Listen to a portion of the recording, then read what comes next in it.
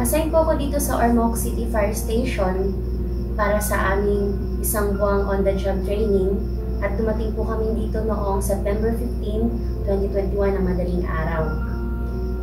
Naging maayos naman yung takbo ng mga araw na nagdaan sa amin dito. Okay naman yung experiences namin, not until nung nangalahating buwan na kami dito. Yung na-encounter ko is, habang tulog na yung lahat at ako'y nagsi-cellphone pa,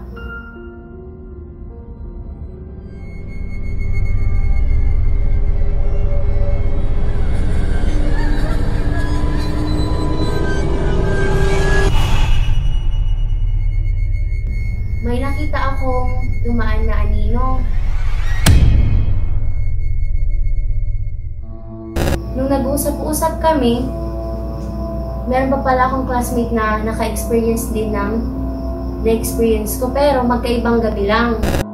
Ang naging karanasan ko po dito sa station ay habang naglalaba po ako noon sa washing area ng female barracks.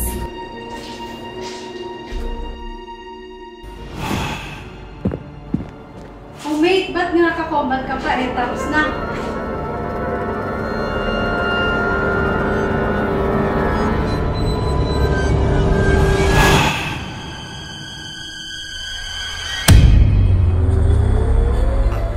Pagka kinabukasan, isang tanong talaga yung nagpatakot sa aming lahat. Yung training coordinator kasi namin, may napansin siyang naiwan pa dito sa barracks. Sino daw yung naiwan, bakit walang body? Doon namin napagtanto na yun pala yung ikasyam.